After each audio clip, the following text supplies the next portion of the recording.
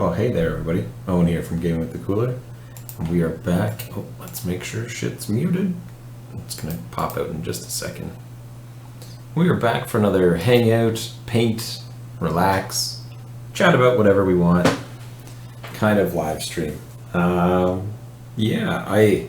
So the other day, I went through and started going through all the live shows that were on my YouTube channel to switch them over to unlisted and put them on playlists, so that if you wanted to watch videos on my channel, you could just watch all the battle reports back to back to back, rather than having to sift through like hundreds of hours of live streaming. But YouTube being YouTube, unlisted all of my videos.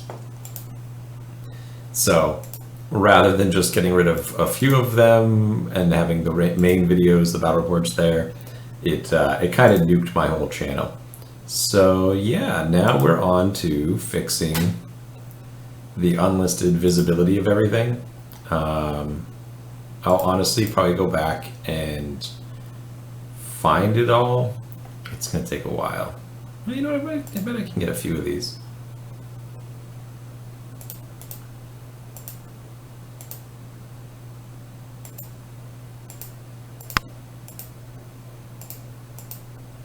Anyway, I honestly didn't notice it until someone left a comment being like, "Hey Owen, what happened to all your videos?"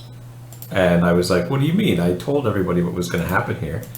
And then I realized that everything was gone. And so yeah, that was kind of frustrating.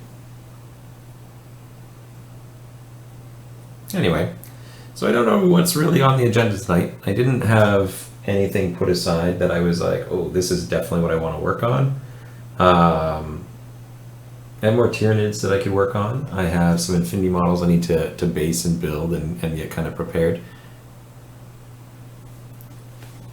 Yeah, the videos on the playlist should be able to be watched. It's just that some of them, you shouldn't have to go to the playlist. They should still be accessible. Yeah, Labor Day for us tomorrow. Oh, is this not plugged in?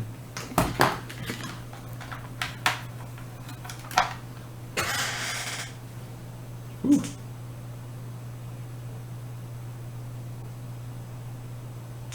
That's so bright. Look at it. It's like glaring at it. Now you can see my dirty ass napkin that I was going to paint on. And the little bits of paint all around here. Yeah. No school. Hey, there you go. Can we dial this back a bit? I don't know. I don't know. All things considered, though, we'll fix the channels and things like that.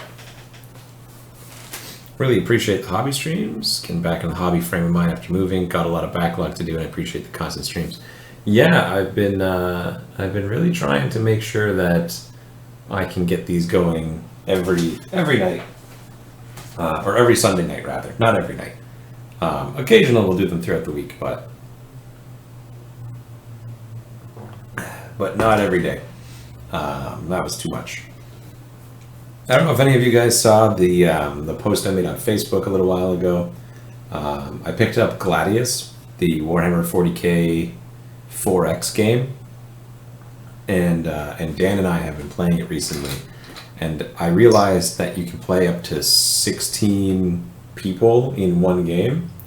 And so I'm looking to see anyone else out there who happens to own it, preferably on Steam, because it's easy on Steam. But even if not, if you just have it, I'm sure we can play multiplayer. But I want to put together some like 8v8 games of like 8 guard players versus 8 chaos players, and we'll do like a Fall of Cadia kind of thing. All the turns are simultaneous, or at least you can set it to simultaneous turns. So we can make it that the game, like it'll move fairly quickly. You just set timers, things like that.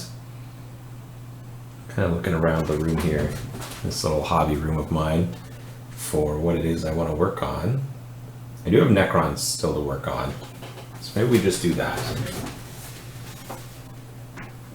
Am I thinking about getting Necromunda, the video game? Currently, no. I haven't really thought about it. I did see a couple people comment the other day about Iron Harvest. I don't want to get Iron Harvest, so I probably won't. I'm pretty good at not doing things I don't want. But it wasn't very good. That was the problem with Iron Harvest. Oh, the color on this is totally fucked. You guys can't see anything. What if we change? No, that didn't do anything either. Is it because it's too bright? Is it because it's not bright enough?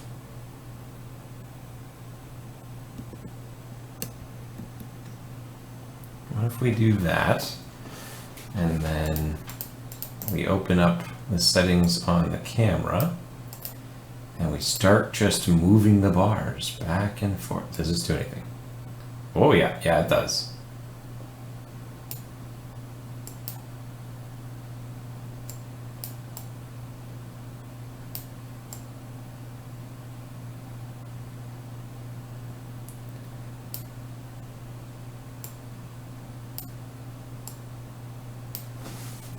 And then what happens if I switch that? There we go. Is that better? Kind of see what's happening here now? Unfortunately, the live stream is in lower quality than like what it'll be in post. I actually have one of those little lights attached to the side of the desk right now. If I had a second one, that'd probably be handy. I don't usually use it, but already this looks a nut, so it's not everything's washed out anyway. We'll leave it at that for now. This is, I picked up the Snotling theme.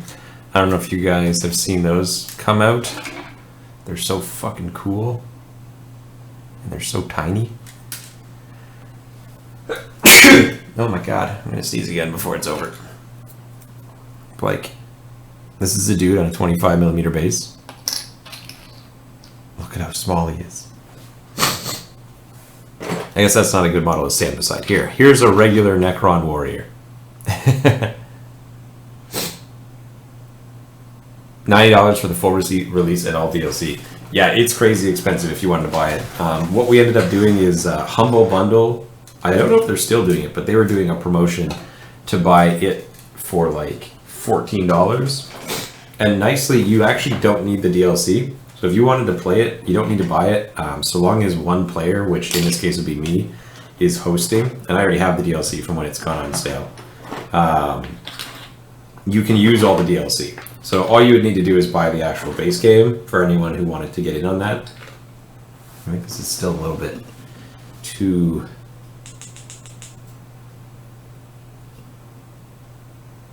Maybe? I don't know. If I had a second light coming from the side, it'd be a little nicer, but we'll see. We'll leave it at that for now.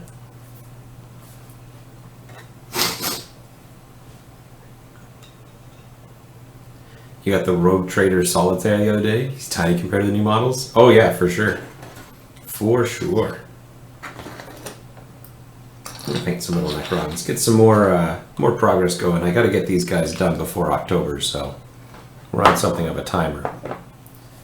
And oh, I need to paint a bunch of Infinity stuff. Captain Spud needs.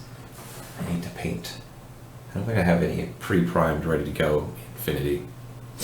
Try to get some Zombicide painted up and another 3D printed models for Ash's Last Days game. Need to start finding a matte and terrain. You can print terrain. Hey there, Lizard Queen. How you doing?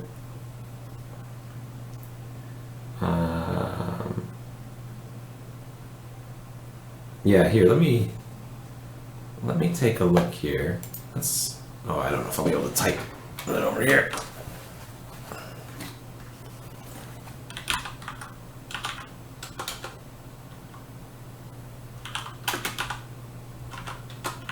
Oh my god.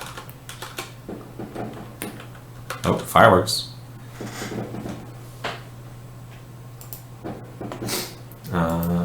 Gladius. There it is. Yep, it's still on sale. It's 20 bucks Canadian. So if you bought Gladius, you can play. Yep, it's still on sale there. Oh, you have a resin 3D printer. That makes sense why you're printing miniatures off. I have an FDM Ender 3, and it does not do well at printing miniatures. And at the moment, it doesn't do well at doing anything because I'm currently having some technical difficulties with it. So for whatever reason, the camera just switched from like a yellow to a white. I'm waiting to see if the live stream catches up to it and what happened there. There we go. See, that's nicer. The quality's still a little bit low. Can I set that higher? Can I go to 720 on my own stream? Will that slow my own stream down?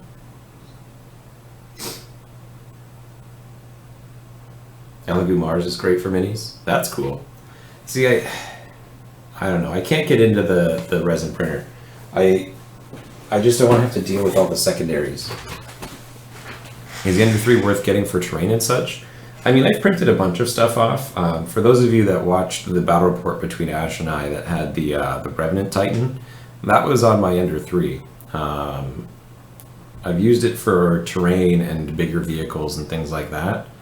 I tried doing like a 28mm miniature just to test it out. If you knocked it down to a 0.1 nozzle, you could probably do it. Are we thinking about doing something like HeroQuest again? I mean, it hasn't been talked about. It's always on the table, but we haven't done it. Elegoo is coming out with a Saturn, which is like 4 times the Prince bed. That's pretty cool. All right, there we go. Let's get some Fire. Actually, you know what? I'm pretty sure Fire Slayer isn't the right color because I was looking at my other miniatures the other day. The rest of the Necrons. I think it's actually Dark Oath that I used originally. Like, it's pretty close, but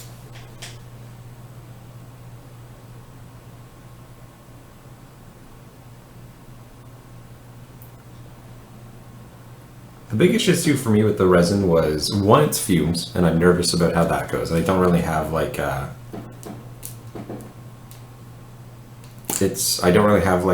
room that I could put it in. Like, I don't have a garage that I could leave it to run in. And so I'm worried about that. And then the other aspect of it is the waste and byproduct from it. Those are the two reasons why I've been really on the fence about resin printers. The rest of it, I kind of like the idea. Like, I really would enjoy being able to print off miniatures of all kinds because there's so many out there that I want to print. Not because like, oh, I need to undercut miniature gaming companies that I like, but more so because there's just creative shit out there. There's a lot of people doing Kickstarters and Patreons and all kinds of stuff. Have I rage quit on the Battle Brothers I've been playing? No, I haven't played it actually since the last live stream ended. Been playing Gladius, I'll be honest. That's what I've been doing when I'm not at work. But yeah, I have no sense of smell from my acetone at my own job, so it doesn't bother you too much. Well, there you go. But I still have a sense of smell, and I've got other people here that I got to worry about. So I like the little FDM because he's not very loud. It just kind of buzzes away. And the cleanup and take care is really easy. It's just popping them in and out. Anvil Industries Patreon is awesome. Yeah, I subscribed to a Patreon recently the other day just to see what kind of things come out of it. And like, is the quality good? And is this something that I would be interested in? And blah, blah, blah. My printer can't do everything, but it can do some of the bigger stuff. But right now, like I said, things out of commission. I gotta like fucking take the whole thing apart or something. I don't know. For those of you who are technical minded in FDM printers, the issue I'm having is that for whatever reason it's like the belt is skipping on the x-axis, the one that's moving the plate, and my print shifts like 1/4 of an inch. So I thought at first that it was just not like the adhesive was wrong, it wasn't stuck on there correctly. But then that didn't fix the problem when I used a stronger adhesive. And so I tightened all the belts, thinking that maybe the teeth on the belt were jumping. And then it happened again, so I thought maybe the Z-hop wasn't enabled. where the extruder was hitting the item as it was printing, and that still hasn't fixed it. So I'm like, I don't know what to do now to try and resolve this issue. I'm at the point where I might just take the whole thing apart, wipe it all down, build it again, and see what happens. But will I get bored of my Eldar army and put it up for sale like I've done with other ones? Maybe. I actually really like my Eldar army. I find it's probably one of my nicer painted armies, and I've always been a big fan of Eldar. There's quite a bit I still need to do to add to it, but the Wraith aspect of that army is already done, and I like it. But currently, no, I don't have any plans on selling my Eldar army. But it might happen in the future. You never know.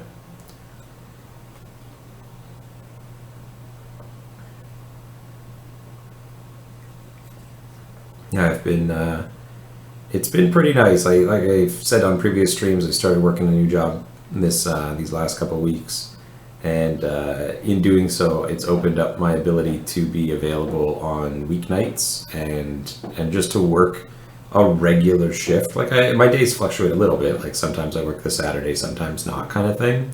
But for the most part, it's a 9 to 5 job.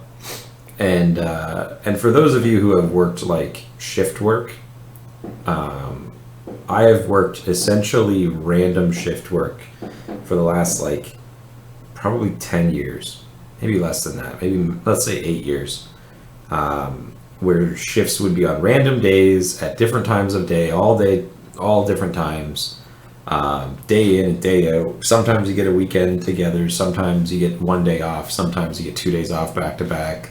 Who knows what day of the week they're going to be. You don't know what your schedule is going to be 2 weeks out. And this has been it all the way into management, into retail operations, into, like, I'm a business manager now for a small company, and it's finally a regular schedule. And goddamn did it, like, it's so nice. Like, I can sleep at night. I'm not tired all the time. Like, I actually have the motivation to be able to just like go out and work out more and do live streams and just so much nicer. How much would it cost me to get a guy to come look at my printer? I don't know, actually. I've thought about it. There's a 3D printing shop up in Hamilton, and I've been wondering if I can call and be like, hey, can I bring this thing in for you to look at? Because I don't know what the fuck I'm doing anymore. Like, I buy all my print stuff from them. Like, I buy parts and filament and all that jazz. And I wonder if they have, like, a tech support. Like, if I bring it up there, they could be like, oh, yeah, duh, this is the simple solution. Why didn't you, like... And if it was that, I would be super happy. Because I still don't know a lot about it. And it'd be great if it was just, like, a learning experience to pick something up like that.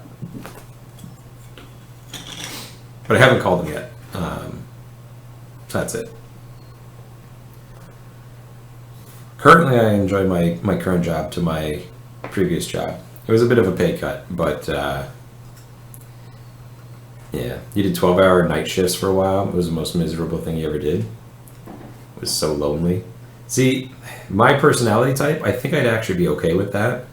For me, it was, imagine that you had to do those night hour shifts, but then 2 days later, it was a day shift, and then an aft shift, and then back to the night, and then it was a morning shift, and then back to the night, and they gave you a day off between some of those shifts sometimes, but sometimes it would just roll from one to the next. So, like, you do like a midnight, then you do a 5 a.m., then you do an 11 a.m., then you do a 2 p.m., and then you're back to midnights again over the course of a week. That was essentially what I was working every week for years here, and yeah, I can 100% appreciate working just nights as being bad, because I know that's definitely not for everyone. But yeah, happiness is more important than money. It is and it isn't. Everything you do, you're sacrificing for the future, right? So if you're going to trade some of your happiness now for happiness later, that might be worthwhile to you. It might be a thing. Like, if you have really big dreams of whatever it is that you're looking at, sacrificing your happiness now for later is potentially worth the trade. But it was getting to the point where like my health was really starting to deteriorate. I was starting to get tired and sick all the time. And this is from a person who I never got sick for the longest time.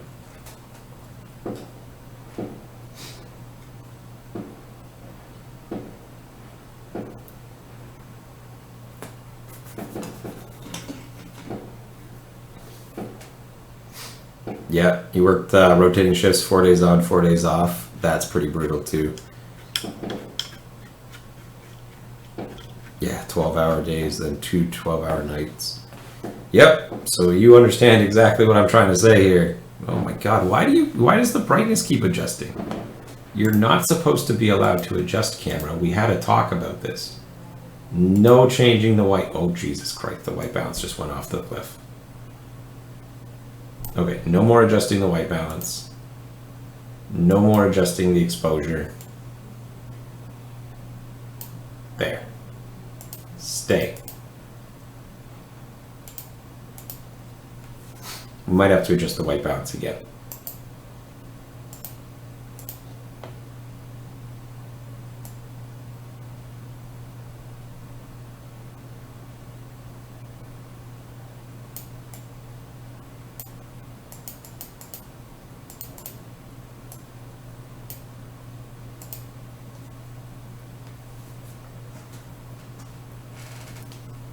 I mean, work is work, obvious troll. I recognize, like, yeah, your old job makes it hard, or like working makes it hard. Working is hard. It is work, but yeah, it was getting to the point where it was really like, this is killing me, and I don't want to do that anymore. So I took a lot of time, took a lot of effort to try and really press to be able to do something different, and it's for the most part worked out so far. We'll see. I did an attempt at that earlier this year. A different company right when that cough really started to get around, but that didn't work out at all. It ended up being even worse than where I was leaving when I was working at the bookstore. And yeah, so I left that, got this new thing now, and so far so good. It's made it where we're able to do these kind of shows and all that jazz. So there's a local hobby shop that has like a game night each week, and I've known about it for years, and I could never ever go because I'd either be working that night or working early the following morning, or I would just be dead because that was my one day off that week, and I didn't want to spend it like crouched over at a hobby shop. And now I've finally been able to go again, and it's got me super excited for things like 40K and Age of Sigmar and just miniature games like that.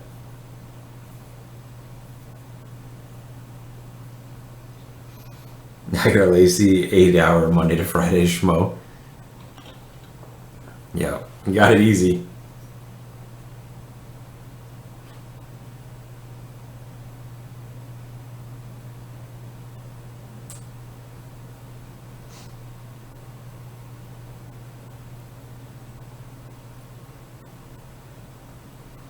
We'll just grind through a bunch of these Necrons, get them all painted up, and maybe finish up on our Catan's basing. Have that set up too. One of your last videos, you were talking about going to a tournament. Didn't know what army to take. Have I chosen what army? No. I have not. I actually got to play a demo game. Not a demo game, a practice game rather, at the hobby shop. And he played his Custodes list that he's likely going to bring to the tournament, and I brought my Imperial Guard army that I was thinking about playing. For those of you who've watched Ash's videos, this is the actually I don't think this video has come out yet, so never mind. You'll just have to wait and see. But it's the one with a lot of hellhounds, and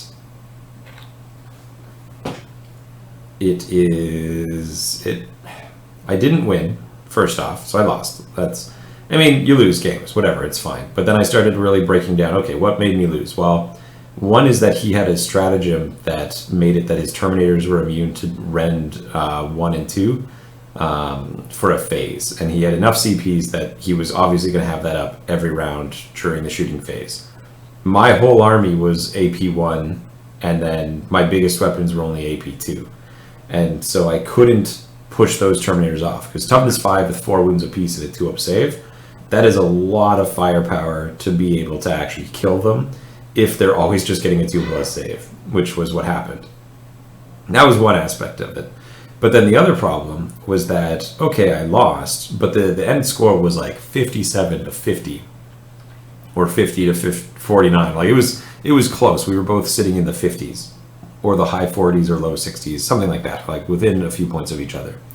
But that got me thinking that not only did I not win because I like lost models and we were fighting at the end over the scenario objectives, I couldn't reliably hold them, but I wasn't really succeeding very well at my secondary objectives. So it sent me back to the drawing board to some degree about how that army would function, how should I prioritize the secondary objectives, what kind of secondary objectives are the kind of objectives that you want to use, how to guard necessarily use them, like, I don't know.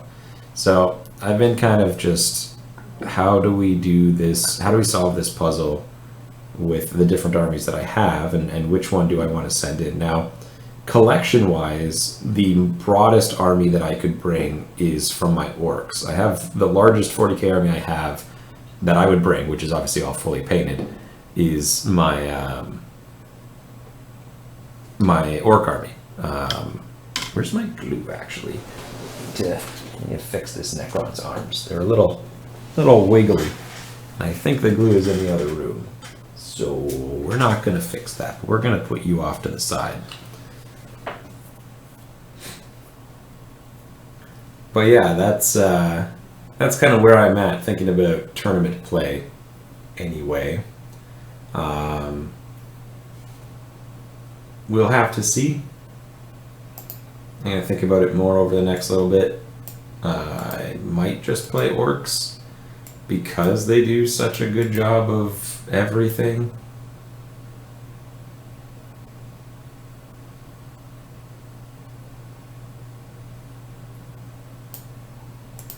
We'll see. I do like Tyranids. I have painted up a bunch of these Necrons. Problem is I don't think I have enough Necrons or the correct Necron like composition to do well in a tournament setting. I only have like starter sets essentially. You don't think you can do tournaments anymore? You don't want to burn out again? Fair enough. Then just don't. Just play games. No one's... It's not for everybody, that's for sure. I like the tournament setting only because, one, I get to try and play against well thought out people who are competitive, all those kind of things. Like, it's not just a like, yeah, let's throw some models on the ground and play a game. Like, it's figuring out the puzzle, and everyone's in on the idea that we're all going to try and figure out, let's bring the best we can and fight the best you have and see who comes out on top. And I enjoy that quite a bit. Obviously, I like to win more than I like to lose, but I like losing in the sense that it means that I have to reevaluate. I actually ran into something of a problem for a bit in Infinity, where I was just bringing the same list again and again and again, and I kept winning, and it kind of broke my interest in the game for a while because no one was able to beat me, so no one raised a question. Like, no one made me have to go back and question what I was doing. And then eventually I did get beaten, and I got beaten by a wide enough margin that it was like, oh, interesting, we have to go and figure out how to make this work again. 40k, I'm still at the, I need to figure out how to make this work again and again and again.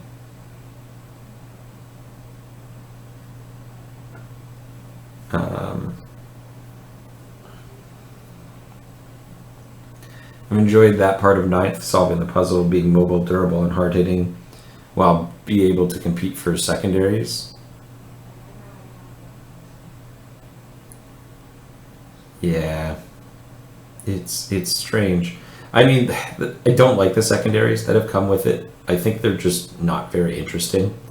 And a lot of them depend on very specific army compositions. Like, they clearly drive you in a certain direction. Also, some of them I feel are just not really fair. Like, for example, for Necrons, you cannot participate in one of the entire branches of objectives. You cannot bring a Psyker, ergo, you cannot take part in any of those psychic abilities. And now someone could say like, oh, well, whatever, man, you got other choices to make. But that's a big deal. And Tau are in the same boat. That's two factions that cannot take part in a thing that is going to help decide the outcome of a tournament. Now, you can make the argument that they have other benefits that make up for the fact that they don't have psychic powers, but they do from a gameplay army versus army sense, like meta sense, but not from a structural way to score points sense. Like that's a big deal. As well as a number of the secondaries only being worth less than 15. You're obviously never going to take those.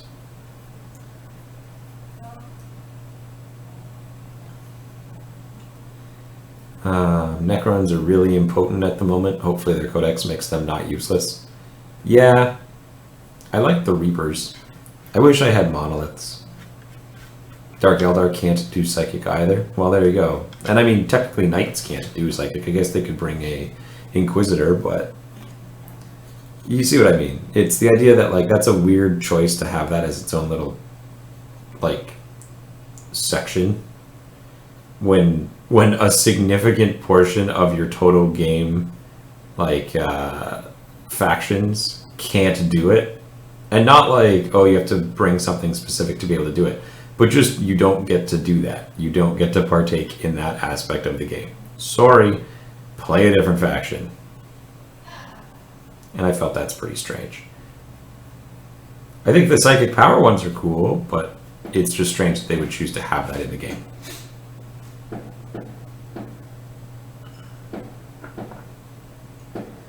Oh, Mr. Necron. Necrons are really impotent. Yeah, I haven't gotten to scale up to like 2000. I've only really played in team games. I haven't seen what they do on their own in like a regular 2K battle 'em up format. I can see them struggling. I can definitely see them struggling. Like if I had to play against my guard list with my Necron army, it'd be like, oh, I just lose this every time. Like there's no way. I'm going to lose all my squads almost instantly, and then that'll be that. And if I fail some saves on my Catan, then I'll have lost the game before it even really got taken off. What do we need to do now? We need to wash the model in sepia. Do I have a bigger brush handy? I do.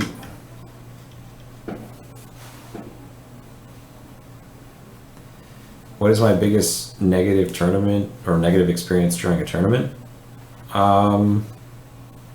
What do you mean by negative experience? Is it like something that I personally dealt with, or like in a game, or just a tournament where something really dumb happened?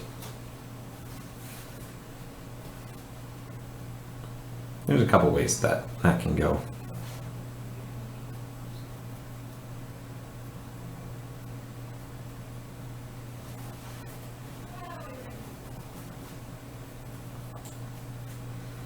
All right, where's that? Seraphim Sepia Shade. Not the gloss one. Though the gloss one might look cool on the Necrons. They all look like wet and greasy looking. That might be cool, but we're not doing that. We're gonna just make them all rusty looking. Oh, I forgot to paint this guy's little claws. That's okay, I'm never gonna use the fucking plasma sight anyway. What a hilariously bad rule. Oh, you can bring this guy and roll a die, and you have a 16% chance of just losing one of your dudes to have a minor output and damage increase. No thanks. I had a dude toss his blast pie plate across the store because I made him waste tank shots due to warp spider shenanigans. Well, I've definitely seen people angrily pack up their shit or like shove models around. Like I've definitely seen that happen. So if that's the negative experience you're referring to, then I don't know if I can think of a worse one. Like, oh, this was the time when I was like, oh shit. But usually I just find it embarrassing. whenever I've seen anyone do something like that, like, I cringe. It is embarrassing on their behalf. Like, can you fucking imagine? I need to smash and scoop up all of my toy soldiers because I didn't win at the toy soldier game. Like, get out of here. When you thought after it happened, I may not want to play in a tournament for a while. No, I haven't had that. I don't think I've ever had a feeling where I've not wanted to play in a tournament. Other than, like, I'm just exhausted and I don't care to play this fucking game anymore. That has happened to me. War Machine did that to me at the end, where it was like, this takes so goddamn long and it's so boring, I don't want to play anymore. And, like, to the point where we were playing in a 5-man event where I got, this was like the last tournament I went to for War Machine. And I say last because it will likely be the last tournament I've gone to for War Machine and I won't go again. But friends of mine, they needed a 5th, and I hadn't played in probably 7 or 8 months at that point, but I was like, whatever, I can play, it's War Machine, it's all the same. And they're like, no, all this stuff is coming up. It's like, no, it'll be fine, I'll just make it up. So we go, and we do pretty well. We nearly actually, like, we went undefeated for like 3 rounds. I surprisingly went undefeated the whole day, but then what ended up happening was, because of the way certain teams had won, they needed to do an extra round in order to have a concrete winner. Basically, the pair down ended up winning, and so we had to play another round. And I was just like, I can't fucking play more of this game. Like, I've played 3 games already today. I'm sorry, guys, but I gotta go. Because it was just like, I don't want to do this anymore. These game, like, War Machine was bad, in my opinion, from it's boring when it's not your turn issue. Like, you didn't have much that you could contribute on your turn. A few models in the game had abilities that acted on your opponent's turn, like Countercharge or Tough. But if you didn't have those, you just sat there and recorded damage for your opponent. Like, if you played on the app that allowed, like, that just calculated it itself, you would literally just not be there. You could be like, okay, I'll come back in a half an hour when it's my turn. Like, you didn't need to be there at all. They're just going to do their turn.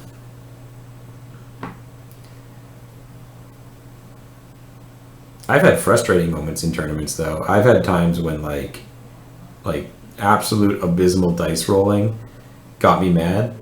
Like, I'm sure everyone has been before.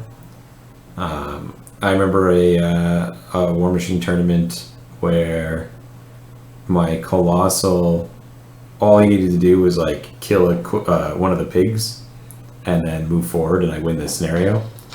And what ended up happening was he just rolled his tough roll, like, 8 times consecutively. Like, 5 up, lives, 5 up, lives, 5 up, lives. And it was like auto hit, auto kill. So he literally just rolled a 5+ 5 or 6 times consecutively. And it totally fucked my ability to win. And I got really mad. And so what I did was I left the clock on me, and I said, hey, I'll be back. And I just went out. I went over across the street.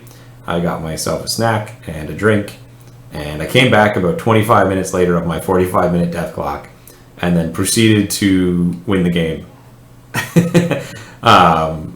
Through a combination of lucky rolls elsewhere and stuff like that. But it was one of those kind of things where it's like, whew, I am riled right now.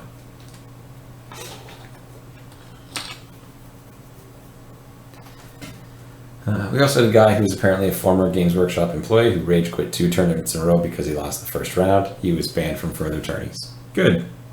I think anyone who drops from a tournament should be banned. Shy of, like, a reason to drop, like something comes up. But if you're just mad because you lost, and you always know when someone's like, oh, I got this thing that came up. If you were winning, that thing wouldn't have come up. Those people should just be banned. And I know people are like, well, there's not that many guys that play in the area, and we need them to play because we want to be able to have a lot of people come to these events. Just get new people. Just host game nights, host slow grow leagues, talk to the folks that are playing the games nearby, do little contests, shit like that. Like, just wait for the tournament scene then and rebuild it with people who aren't garbage. Because you don't need that shit. That's the most frustrating thing to me is when tournament organizers are held by the balls by shitty people, like shitty players, people who have shitty attitudes about things. I don't like that. That riles me up.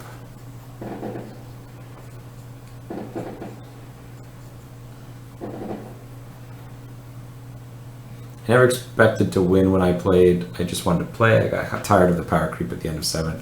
Well, the power creep machine is reset. So I think right now at the beginning of 8th or 9th or whatever the fuck edition we're in right now,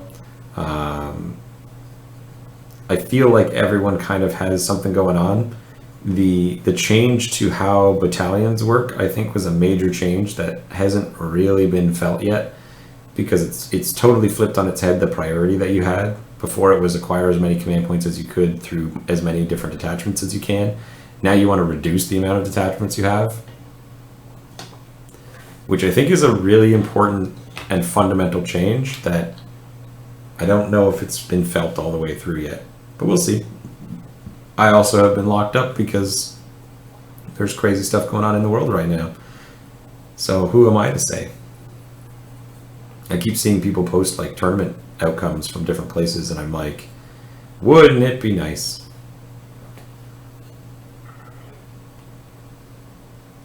But yeah, we are in the midst of seeing what's going to happen in the new edition. How are they going to balance things?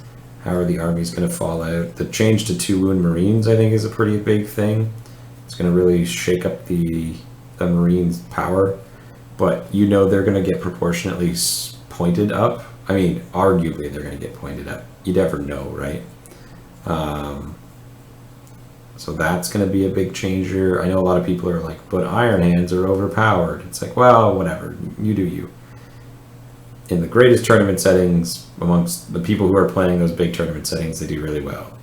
In my local meta, I don't think we even had an Iron Hands player. That's probably not true, but you get what I mean. We'll see, though. We shall see. It'll eventually creep. It always does. It's just a case of how fast and how blatant. So long as they do a good job of making apples and oranges units, where different units fulfill different roles, and that you can't have one unit just do the overlap of others, then you'll do pretty well.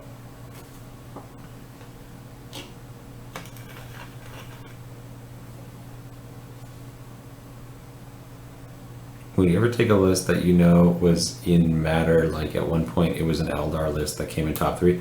Oh, I don't copy fucking any lists out there. I am in, what is it? Spike? Timmy? Tommy? Something like that? The Magic Gathering ones? I need to make it myself.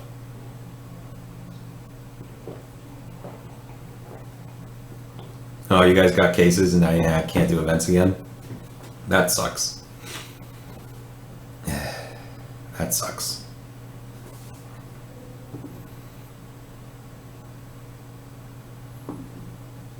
Is Daniel Horton in a Canadian coffee shop? Timmy the Power Gamer. No, it's not Timmy. It's because there's 3 different types. There's the let's all have snacks and I'm here to play games. There's the I'm gonna win at all cost, and then there's the I'm gonna win but I have to win in an unconventional way. And I'm that one. I have to win not following what the meta is, I have to win following my thing. Like Spike, I think, is the win it all cost. That would be your net decker. But fucking miniature games are notorious for that shit. And 40k is specifically bad, and Age of Sigmar follows pretty closely behind it in this net decking. I mean, obviously War Machine was the king of that, where it was like, this is so-and-so's tournament list. And you would just see that shit pop up everywhere. But 40k and Age of Sigmar creep pretty close right now, where people look at what the best thing is and then they just copy it. Now, it's also pretty easy to identify what those best things are, so maybe it's not all that, but yeah, somebody, I wish I could type right now, but I put my keyboard way over there. Somebody look up, you'll find it really fast if you look up like archetypes in Magic. So you'd be in the one that is the play for fun.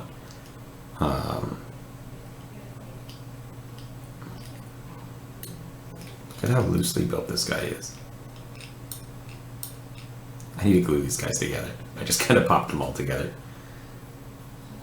We have a few cases and still have events with 100 people. Yeah, well, different countries, right? Johnny. Johnny's the one.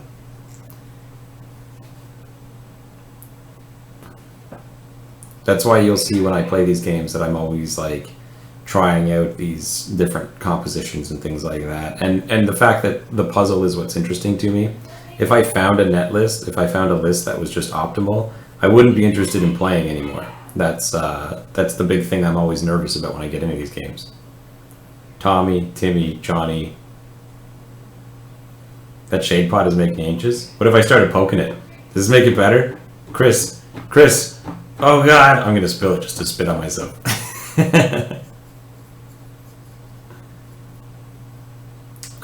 Johnny the combo player.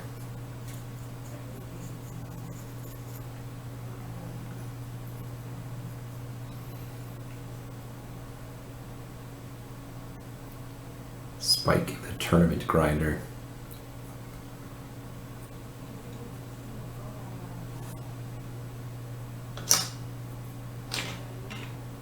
I'm the mill deck player? Jesus, we're starting to use magic terms and I don't know what those all mean.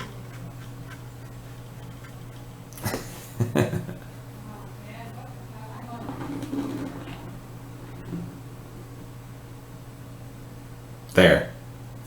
Perfect.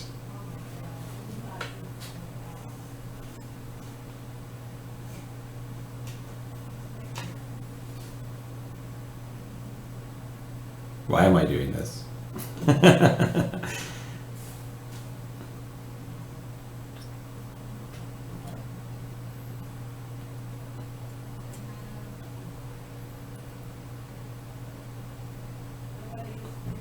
Hey Brendan, nice to see you. Yeah, every now and again I try and get back around. I loved those old PlanetSide streams. Apparently PlanetSide got a bunch of updates. I wonder how it's doing these days. Last I heard it was dying, but then a bunch of new stuff came out, so you never know. Just push it off like a cat. Just dump out $11 on the floor. Whatever the fuck these paints cost now. Something incredible like that.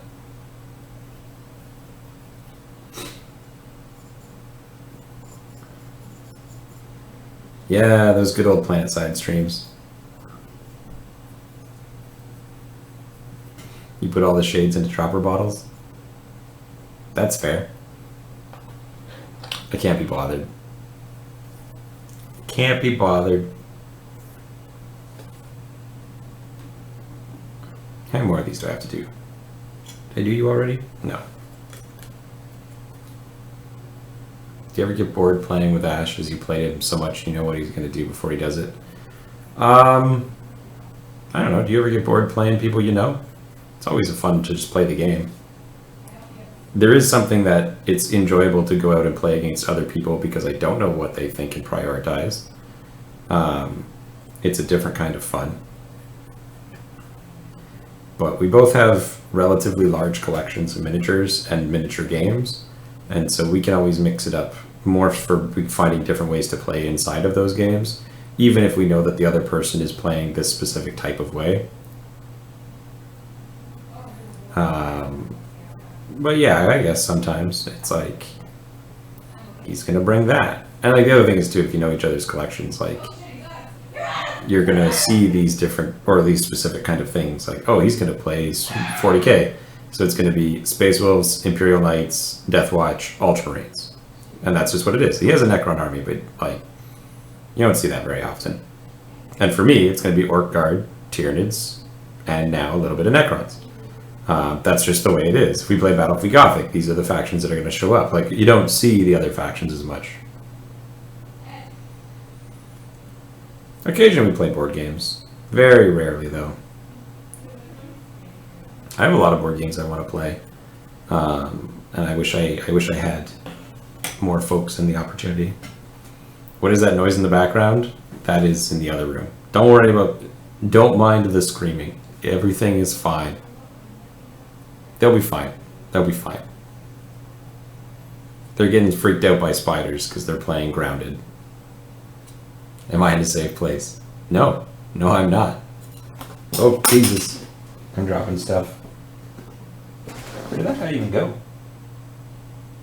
I gotta roll my chair, and you're gonna hear it crunch.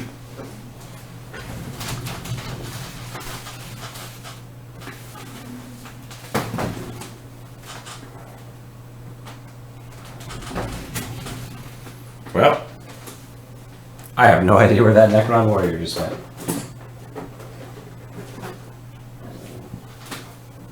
What is Grounded? It's a third-person survival game based on Honey, I Shrunk the Kids, essentially, where you've been shrunk down to a tiny size when you're living and trying to live in a backyard. And some of the major enemies are essentially just giant spiders. I straight up lost that guy. I don't know where the hell that guy is.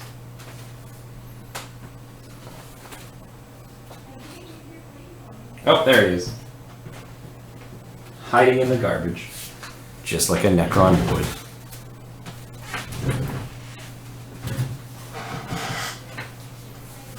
You played today and got utterly destroyed by nids? Fun. What kind of nids? What was he doing? What were you playing? It's not really based on the movie. It's just like, that'll give you context for what it is we're talking about.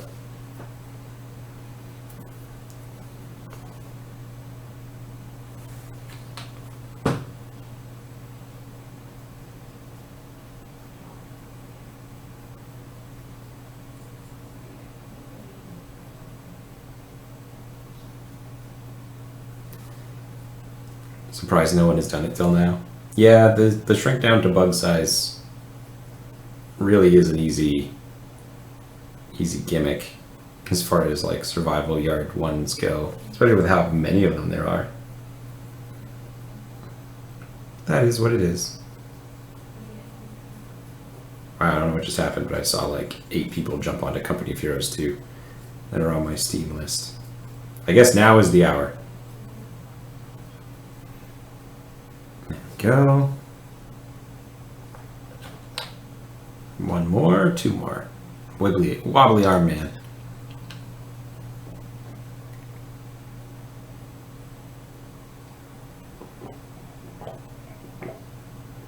I don't know if I would go so far to say it's a unique take. It is a unique setting though, but the gameplay is very, very much the same as everything else.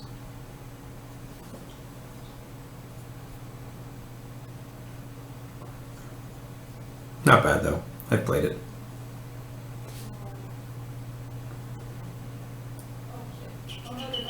Oh, you might hear screaming soon. I heard a whole bunch of oh shits. Oh no.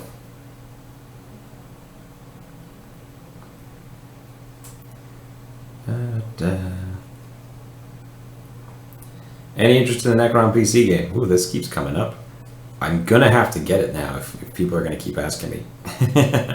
I did play the Mordheim one after all, so currently, not really, but I'm open to ideas, so I might try it if we go into it. We'll have to see. You have to glue this guy too. Secondhand anxiety. That's how it works. It's once burned, twice scarred. 2 Hive Tyrants, Swarm Lord, bunch of Hormigons and Rippers was 1k. My second ever game is Tricari. Hard to find a punchy list at 1k for me. That's fair. Swarm Lord and 2 Hive Tyrants is pretty bananas at 1,000 points. That's really hard nut to crack. Am I getting Fat Shark's 40k Left 4 Dead? Currently, no. I don't even know what that is. Is it going to be just a ripoff of fucking the Deathwing game or the Space Hulk game?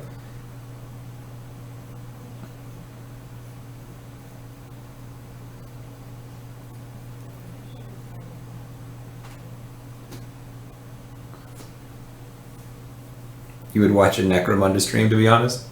Well, I appreciate it. We may do that. May do that.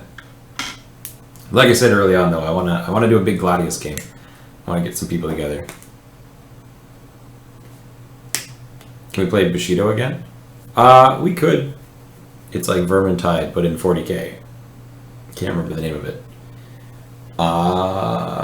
It's made by Fat Shark, eh? No, I'm thinking of Chucklefish. They're the ones who made Starbound. Oh my god, I have such a headache. I'm trying to drink some coffee so I feel better. Been drinking so much less coffee as well. Now that I can sleep at night, I don't drink as much. And I'm in like caffeine withdrawal. It's been pretty rough. Hey, you know who we can paint while we wait for those to dry? Scragrot the Loon King. Let's get out the dry brush and the blue. Dark Tide. Interesting. I'll look at it after the stream. Check it out. See how it goes. Played a bunch of Vermintide, so we'll have to see. We will have to see.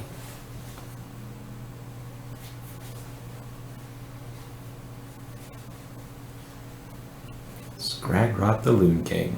Oh. So I've been playing a lot of Age of Sigmar recently. I say a lot of. We played a couple games. For those of you who aren't aware, there's a new update that came out in the latest White Dwarf for my Squig army. You guys know that I've played a lot of Squigs. And the update is essentially a new formation. It does a couple things, and I'll just go piece by piece. So you can be a Jaws of the Mork or Jaws of Gork, one of the two. You know whatever, the joke.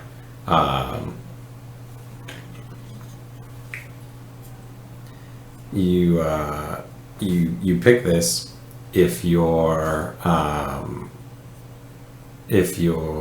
warlord is a squig model. So if he's a mangler or riding a giant squig, you change the attributes of your Moon Clan shrine to, instead of bringing back grots, it brings back squigs. And then on top of that, you gain two new formations, one of which gives you +1 damage for all squig attacks on the charge, or in the turn in which they've charged. And bringing this also allows you to reroll the movement distance on any of your random distance moving squigs. So you're getting reroll move, you're getting +1 damage, and one of the bigger ones is D3 units get a 6-inch move before the game starts. So all things considered, this is a pretty terrifying new addition. Your weakest link, your random movement, is offset by being able to reroll everyone's random movement each turn, and your damage just straight up doubles on your squigs, which is a hilarious buff. There are some artifacts and stuff that they're kind of shit, like reroll failed morale tests or +1 to hit a character. Not exactly going to change the outcome of a game, but whatever, it's something. Mostly you're missing out on the nice already in goblin ones, like the -1 to hit and the fight and run away. But yeah, I've been playing those and it's super cool. I think you still can't go just full squig. Like I think the Brick of Grots is the way to go, augmented by squigs. Because now your squigs can basically run, fight, die, and then come back at half rounding up strength. And that's pretty interesting. You'll see. I got some videos on the way.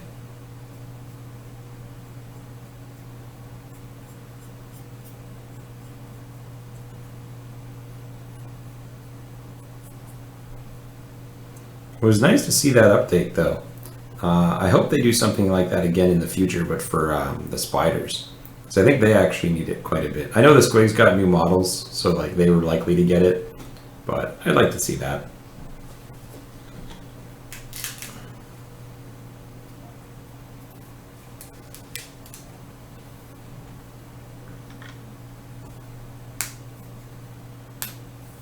Lost one of my 2 Venoms getting charged on turn 1 with a lengthwise deployment by a hive tyrant. Pretty fitting thematically, I guess. Nid's right up in your face. Yeah, because it's like move, run, onslaught, swarm lord move, add the run still, charge. Because a flying hive tyrant could go what, like 20, 40 inches and then charge 2d6? And then you can CP the charge. He's getting there. When is the Frostgrave video going up? It's going to start uploading tonight, and it will be released tomorrow morning. So stay tuned for that. Owen Yates, you're going to get to see the turd burglars. The corpulents, I think we called them. I wanted to call them turd burglars, but whatever. Corpulents were pretty funny too. It wasn't as on the nose. Battling that with Ash's Warband. So you'll see that tomorrow morning.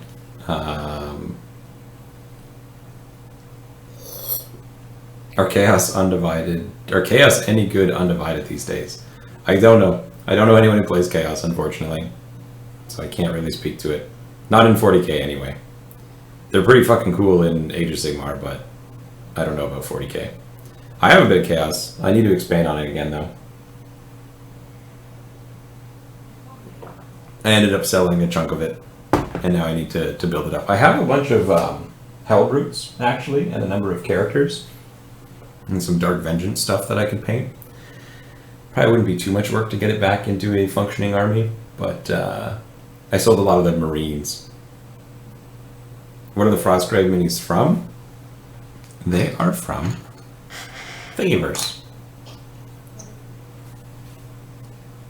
And I printed them on a computer or 3D printer.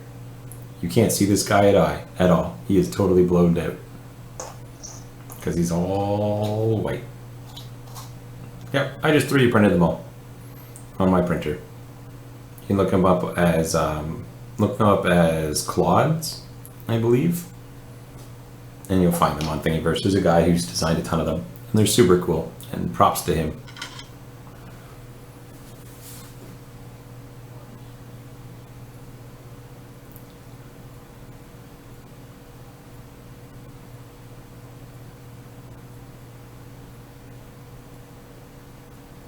What are they called? You need them? Go on to Thingiverse, search up Claude Trooper or Claude Soldier or Dirtle. You'll find it that way too. Like a dirt turtle. Dirtle. You'll find it. Because yeah, Prophet, you have a 3D printer, right? You're talking about that fairly early on. Yeah, that's right. You have the Elegoo Mars. I remember. You could probably print really nice. I mean, they're very low res, so even on my like FDM printer, I was able to print them off, and they're pretty cool. Here, I have a big one that you haven't seen yet. I didn't take any pictures of it, and it didn't show up in the videos.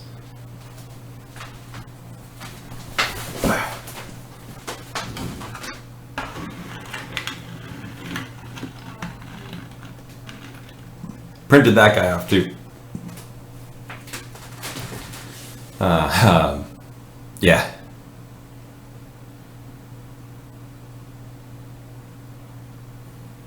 That's what happened to your chaos, your army. You had about 60,000 points of chaos, no titans, over 400 zombie cultists. I sold the majority of it to buy my wife a wedding ring.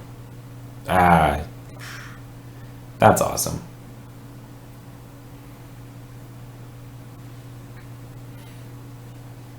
Yeah, so this is the 3D print ones.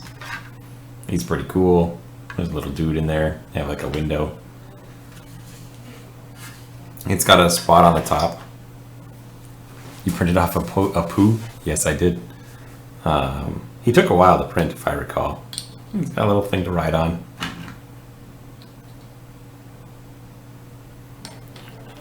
Do I print them out on their bases or baseless? So funny thing about the base, also 3D printed. Normally I just print them on a raft and take them off, and then I just print bases for them. So yeah, that's usually the route that I go.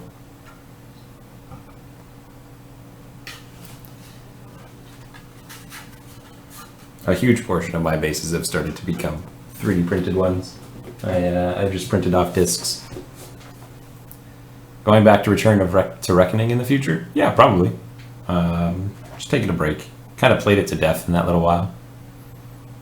Yeah, the stalagmites. I have a few just sitting here.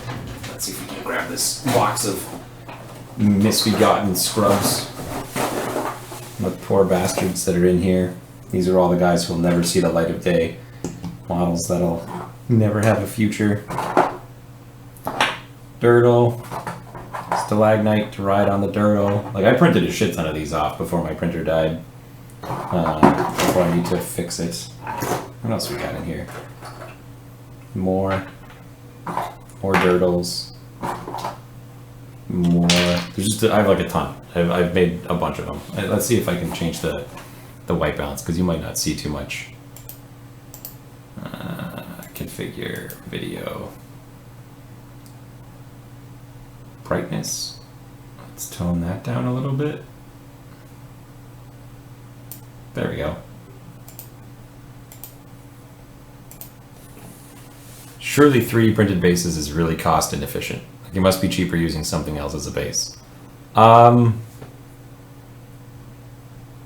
I don't print them with any support. So it's essentially the cost of the electricity of the little robot and the, like, how much were the bases? It was like 2 grams or maybe 4 grams of material from a kilogram spool. So it's like 500 bases per spool, and the spools are 20 some odd dollars. So, like, yeah, it's not that inefficient. Like, it's pretty good. Time, I guess, is the biggest enemy. Hey, Professor, if you wonder why I printed off a shit ton of these, there happened to be 2 games that I had in mind for playing these in. One of them was Kings of War, and the other was Oathmark. But then I realized Oathmark doesn't have an undead faction yet, and so they went into the back burner to wait until the undead faction. Oh yeah, here's the king. Fuck, I forgot this guy's in here. Where he's riding, and they're all carrying him. Printed that little guy off. Yeah, no, it's super cheap. Because you'll buy spools by a kilogram, and then they're like, it's not a lot of material. Maybe 4 grams is a bit small, maybe it's 10 even, but that's still like 100 bases for $20, which if you're gonna go buy them from anybody, you're not getting them for that deal. I can't print big stuff on mine without cutting it down, and resin bases don't work. Yeah, well, that's it. Like, there are a few things that the FDM thing does better than the resin ones.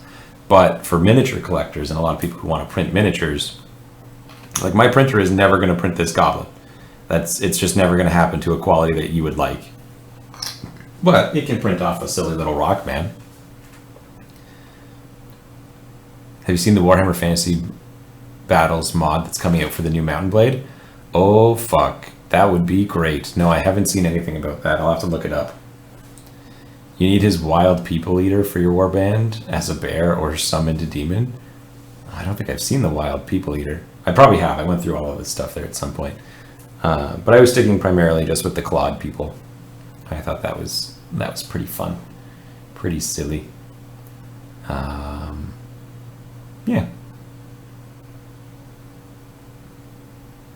I have a friend who has an FDM printer. I do the minis, he does the big stuff. Yeah, there's a few things that I've printed off that, let's just say, large flat edges are pretty relatively easy to print on my printer. Yeah, you'll see. You'll see in the future. There's stuff I printed that I used in videos and stuff like that. But anywho, the Claude folks are just 3D printed for anyone who's wondering about those minis. I don't know if the guy who makes them has like a website. Feel free to go take a look. Prophet, if you have it open, can you tell me what his name is, or put it in the chat there and let people know? Because I have no problem shilling, because it's pretty cool, and I hope he gets support to make more stuff, because I really like it. But yeah, let's finish off Scragrot, and then we'll finish off the stream for tonight.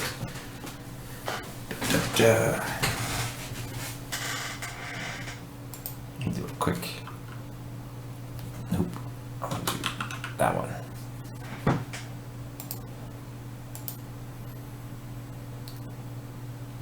In 5 years, Owen won't buy any models. He just makes them himself. I don't know. Maybe. It depends how the 3D printer thing goes. There's a lot of interesting stuff, and we've talked about that on other shows. So we won't get into it again today, but yeah, there is some interesting things coming down. Any Army of Earth and Kind by Dutch Mogul on Thingiverse. And yes, I think he also has a Patreon. So if you want to toss him a few bucks, and if you're downloading all of his stuff, hey, that's great. I like them. They're pretty cool. What color paint am I looking for? I'm looking for like a brown and a green. That's not contrast.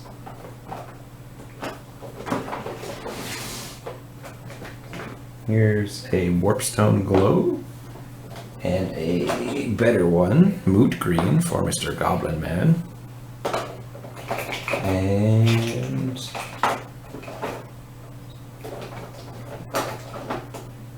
Corn Red.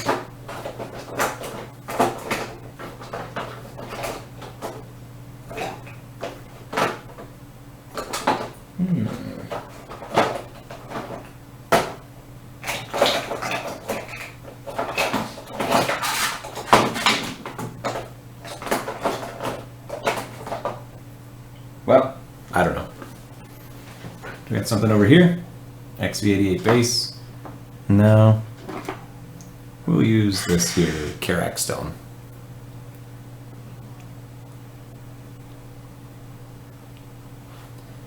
What do I think of Creature Caster models? I have a Creature Caster models, and I met some of the folks who work there a year or so ago. Let's see, I have one. Is he accessible? Or does I pack him away right now?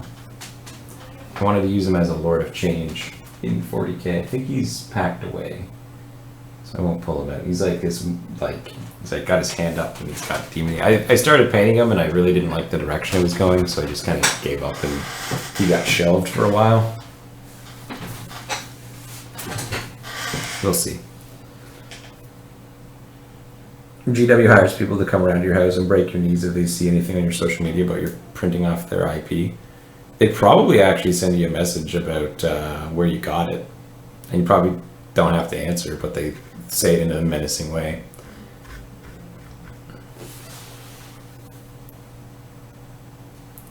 Currently, we don't have any going forward plans with D&D. You'll just have to see in the future how that goes, Daniel. Printing models designed by someone else is a long way from the ability to build your own models. Found a treasure trove of Hero Quest models on Thingiverse I may have to print off. Everyone thinks the 3D printers will be like Star Trek replicators. I mean, they're not entirely wrong for thinking that, because it is pretty replicator-y already. It's obviously not there, like you're not replicating things. We're not at that technological level. But these are very clear steps in that direction. Like that is the goal that we're moving towards with these 3D printers. And as they become finer tuned and more intricate and more machined so that they can print to higher qualities with less work, it's only going to become more common. It was something that I rambled about on one of my first streams back, was what the future of 3D printing looks like.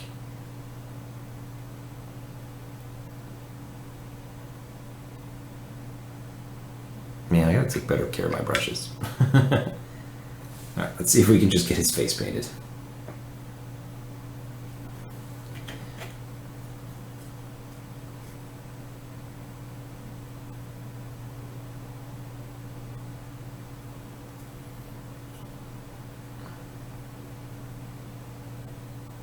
Does replicated food taste better or worse than real food? You can't walk up to a 3D printer and order 10 tactical marines in Salamander Rivalry and have it pop out. What if you had a program that was designed for that? You need an expert sculptor to design those models. Oh, I see what you're saying. Yes, someone still needs to be creating the original designs. But I mean, is there anything to tell you that the replicators in Star Trek didn't have some fucking poor bastard in there programming what all of those things were that they replicated? Like, is there ever an episode of Star Trek where they're just seeing what could we print off of the replicator? I guess the question is, can the replicator print replicators? That's what I want to know. Is it actually just Stargate?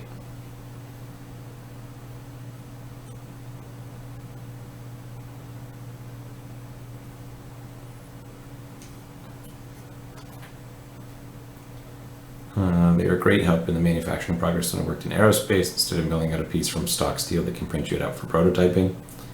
Makes sense to me.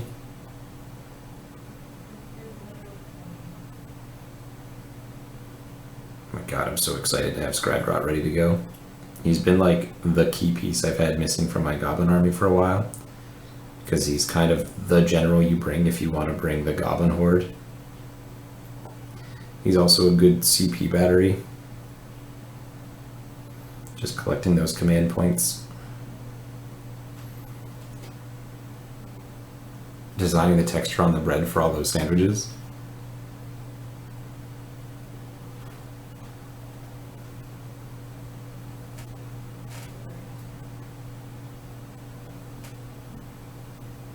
There's actually replicator spec designers in Star Trek. They're mentioned a lot. You can also make your own designs. Apparently replicated alcohol is noticeable according to Scotty. Seems like it'd be too complicated for a normal person to do, but they do it in the show.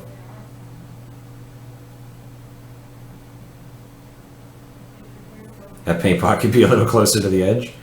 It could be. You're not wrong. We'll leave it where it is for now.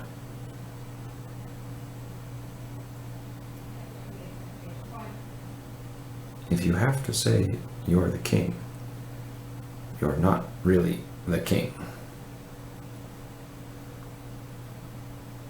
That's how I imagine Scragrat talks. He's just Charles Dance.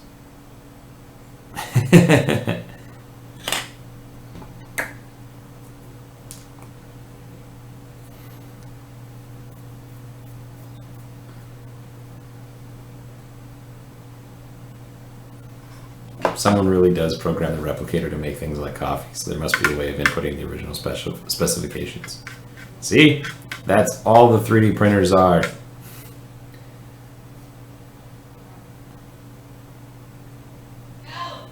Oh, utopian Star Trek. One day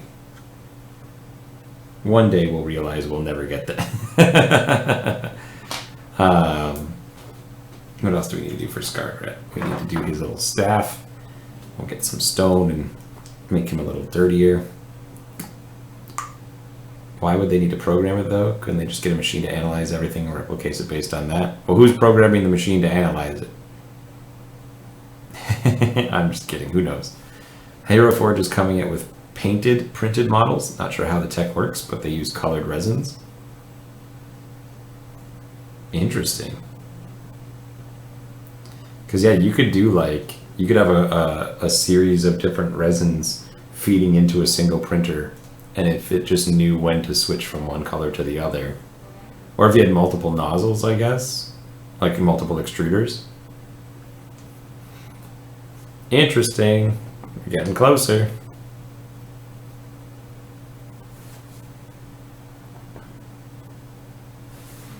We'll just have to see though.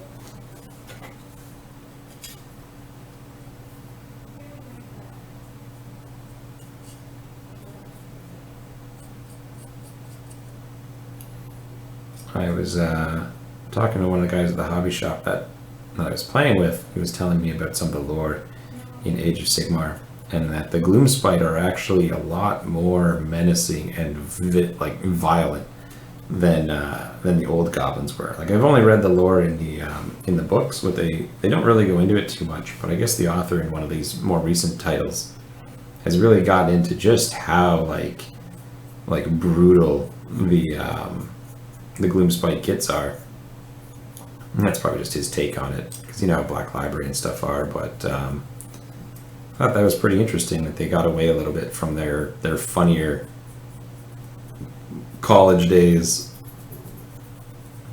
and the wacky hijinks. But GW's tried to move away from the wackiness for quite a while. It's got to be all serious. Serious. It's grim dark, damn it.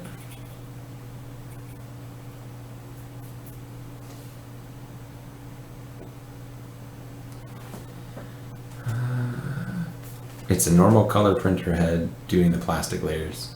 Pre-painted miniatures killed the confrontation game and company. Yup, so they are painted one layer at a time. Can you imagine what a ridiculous pain it would be to program in a meal to replicators molecule by molecule? So you got it wrong. You program the molecules into replicators and have them arrange themselves into a meal.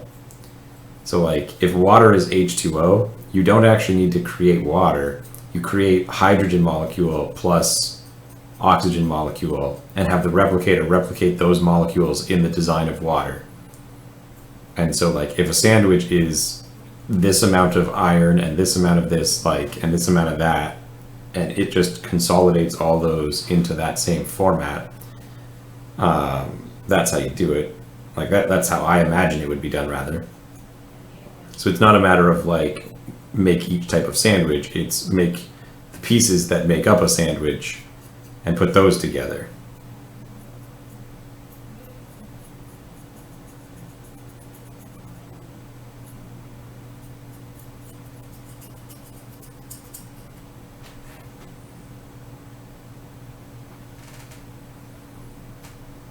I love my wacky hijinks. Yeah, it is a bummer.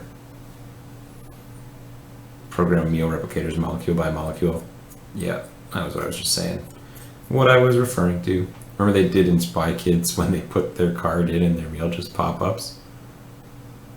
I don't know if I've ever seen Spy Kids. I'll be honest with you.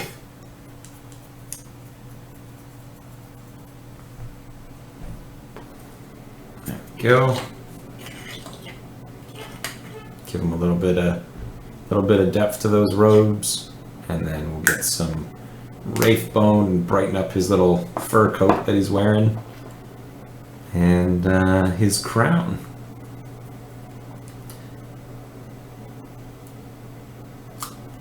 I'm not trying to supplant GW by printing off pre-painted Space Marines.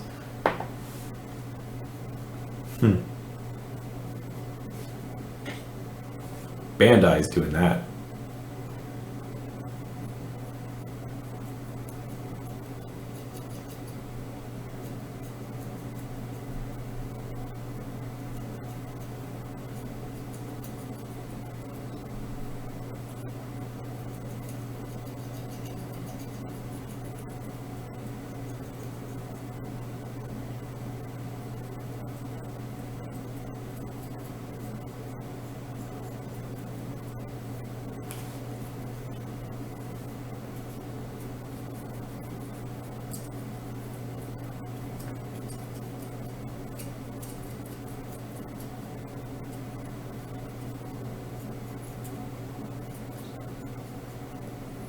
There we go.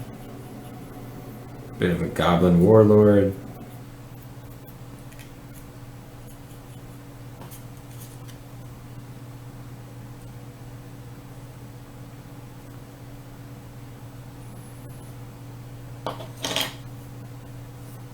Bandai makes the best plastic model kits on the market. GW could learn from them.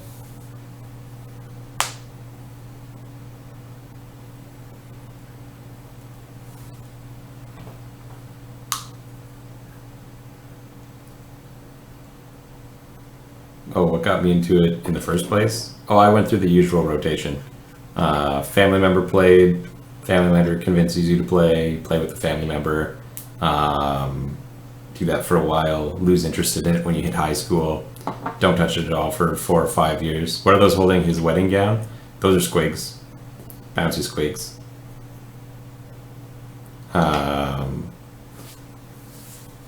Lose interest in it, get into college, about a year in, meet up with a bunch of people who turns out they also play, realize that there's a whole hobby around it, get into it again.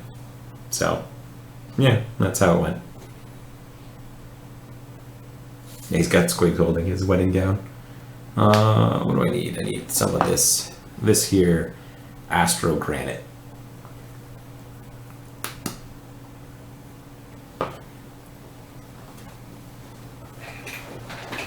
And then most of this pot is supposed to be for these Necrons. We'll just give a little bit to a Goblin. Seeing as he's worth more points than I think all of the Necrons on this table. Not quite that much, but he's like 230 or 80 points or something like that.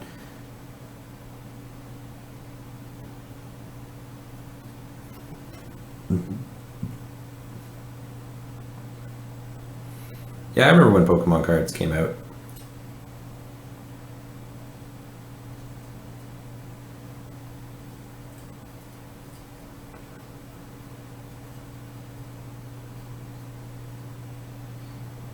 Can't believe they're still going. That Pokemon still exists.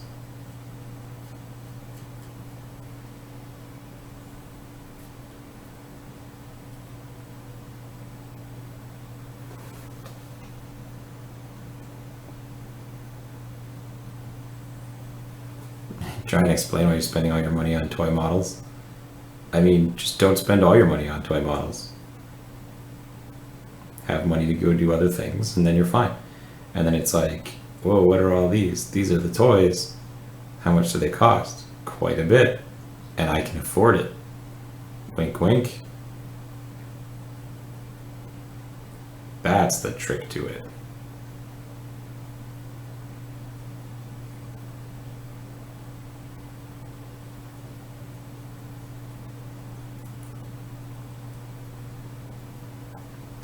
Oh, Loon King. I'm actually really excited to have him ready to go.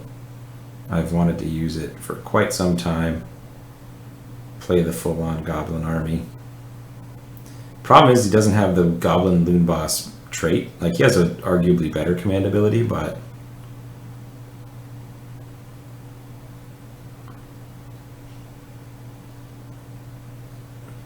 you also lose your Warlord trait with him, because you can't just take the Warlord traits. Named characters. They got banned from my grade school because Pokemon was evolved. Science 9 church-based school. Fair enough. They got banned from mine because kids were constantly trading Pokemon cards during class. And also fighting. People were fighting over them. As I recall.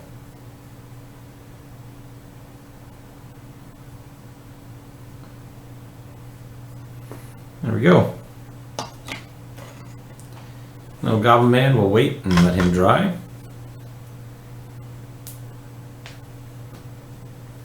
If women can't support a hobby, she ain't for you. Most women I have met just think it is cool to meet someone who paints in their spare time. I mean, that's a thing too.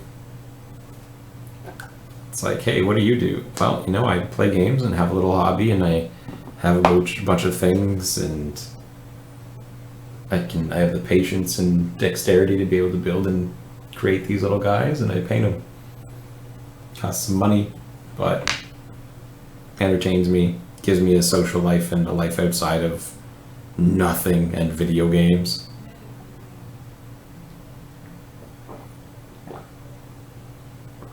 They banned Pokemon but let Mortal Kombat be played in the teen room. Killing people isn't that big a deal. Supplanting the concept of your religion, though.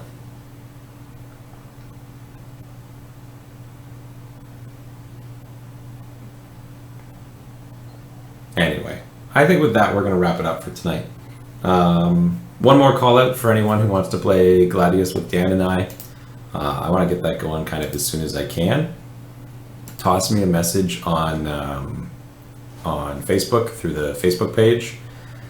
direct message on there, or if you have me on Steam already, which I know a lot of folks do, just send me a message on Steam. We'll probably be playing tonight, just a little bit, but I want to try and get that going soon. And yeah, other than that, thanks for watching, folks. I'm gonna have the channel fixed again later tonight. There'll be a battle report going up tomorrow between the Dirt Folk, the Corpulates, and the Random Adventurers in Frostgrave. And thanks for watching. So tonight, just to kind of go over what we got some painting done on, it was very relaxed today, but we got Scragrot painted up. Just need to finish his base once it dries. We did the brown and wash on 10 Necron Warriors, 3 Destroyers, and the Overlord, who will now need the highlighting, the red, and their bases done. So probably another hour or so work to get those finished. And yeah, that's what we did. Just kind of hung out. So I appreciate everybody watching and hanging out and chatting tonight. We'll be back again next week.